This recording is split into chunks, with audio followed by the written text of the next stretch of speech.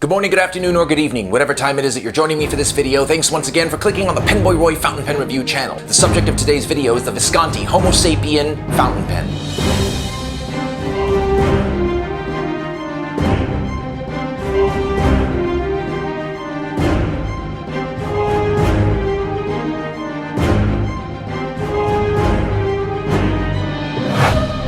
Everyone pretty much knows the story of Visconti.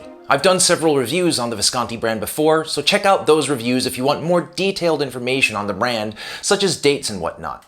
As for the Homo Sapien, this is arguably hailed as the cream of the crop of Grail pens since its release. It's a pen that is made of basaltic lava taken from Mount Etna in Italy and made in a really old villa in Florence. It is a rather pricey pen, yet at the same time one of the top sellers for the brand. What makes for interesting conversation regarding this pen in the year 2019 is the change that the brand has made to the line. This year, the pen has been updated with an 18 karat gold nib in place of the 23 karat palladium nib. Why is it that this change has been made? Good question. While many may speculate that the brand has made this decision in effort to completely bury the legacy of the former owner and founder Dante Del Vecchio, or even due to the resource limitations and manufacturing obstacles encountered with the use of palladium, I have a different theory. In my opinion, all signs point to a more clear and obvious reason. I think that the decision makers behind this move are simply fans of Iron Man. Palladium was clearly killing Iron Man in Iron Man 2, and following the events of the Avengers Endgame, I believe that the brand didn't want to have any association with the element any longer. It only makes complete and total sense. Visconti is distributed here in the US by Coles of London. This is Susan. She works at Coles of London. She's a lovely lady. Everyone say hi, Susan. That's all I have for the background information. Moving on to the neutral zone. Those elements about the pen that are neither good or bad, or can be good or bad depending on you. The nib is an 18 karat gold No. 6 size nib made by Bach. It has the familiar scroll work found on the previous iterations, only this time a single yellow metal color. Gone are the horribly colored segments that look like a toddler coloring in and outside the lines of their first coloring book. The breather hole is a crescent-shaped breather hole. Under that is the brand name, the gold content marking, the word Forenza, and finally an F to indicate that this is a fine nib. The feed is a Bach plastic feed with a V on the end placed there in recognition of the brand. The nib and feed are unscrewable in a nib unit housing that screws into the concave section. The section ends with the pronounced hook-shaped threads used in the proprietary hook-lock safe capping system. Following the threads is the bronze Lord of the Rings style center band enameled with Homo Sapiens and two lines above and below it circling the ring. The rear of the center band is marked with nothing. The rest of the barrel is very slightly tapered down to the bronze ring that separates the blind cap with the barrel. Unscrewing the blind cap reveals the power filler plunger made of titanium used for filling the pen. The end of the blind cap is rounded and is unbranded. The cap is more of the same basaltic lava material used in the rest of the pen. It has an exploding AA battery bulged design. The finial is the recognizable My Pen system, where you can customize your pen with up to 2 initials should you so choose. Don't worry, it's still your pen even if you don't use it.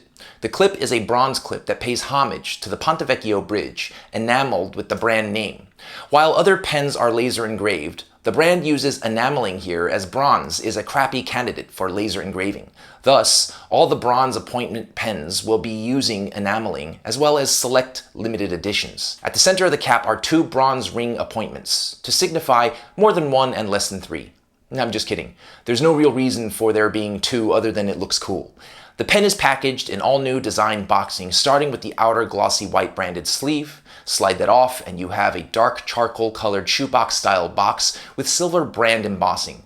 Remove the lid and you reveal your pen in a plastic sleeve sitting on a white bedding strapped down in a beauty pageant style strap.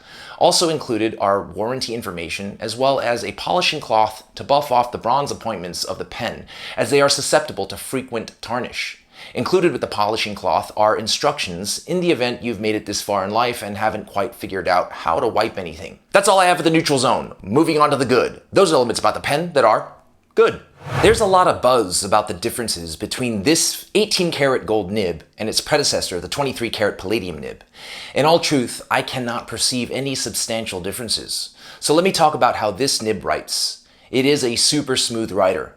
I'm talking as smooth gets. It's just about as smooth and on par with what a stylus on a glass tablet feels like. It's that smooth. At times, when using a nib this smooth, the concern of encountering issues like hard starting could arise, even in the case of a well and properly tuned nib. I have to say that in the case of this nib, this is simply not the case. There were never any issues or problems encountered when writing with this pen straight out of the box. It worked perfectly. I am convinced that the quality control issues that plagued the Visconti nibs in the past are exactly that, a thing of the past. It is to my understanding that the brand has taken steps to ensure that every nib is properly tuned and adjusted at a greater degree than ever before. Couple that with the fact that the nibs are being made of materials that are familiar in practice to Bach, what you end up with is a Homo sapien that will perform as a pen with this price should. There's nothing worse than dropping a big bag of coin on a pen to find out that its one job isn't being done well. But as I said, this is not the case. This pen writes like a savage. I honestly prefer a nib with tooth and feedback, and this nib is not that. But it writes so well, even though I have to spend time getting used to how smooth it writes and controlling its glide across the paper, I really do love how it performs and feels. For me, the best way to describe the adjustment of how smooth this nib is would be by comparing what a career rollerblader feels when moving from skating on wheels on concrete to ice skates on ice. I really hope that makes sense. The ink flow is wet. I'm talking wet. Not wet enough to bleed or feather on rhodia, but wet enough that as you write, you will invariably say to yourself, wow, this is wet. What's noteworthy about how wet it is that even though it's substantially wet, it doesn't somehow change the line from a Eurofine to medium. The line width stays as a fine. It's like a paradox. The nib is also a very soft feeling nib. Not the most bouncy or springy, but soft. I want to talk about the aesthetics. As a whole, this pen is a work of art. There is something very elegant in its prehistoric look. Being that the pen is made of lava, it has pitting and fine imperfections throughout the pen. Now it looks really cool on this pen, where had it been on an acrylic pen, it would have depressed me and made me feel really, really bad. I got good words. I also love the hook lock safe capping system. It's just fun. The articulated hooks snap open and close on the pen in less than a quarter of a turn, making for the most expensive fidget toy I own. And speaking of expensive, moving on to the bad, let's talk coin.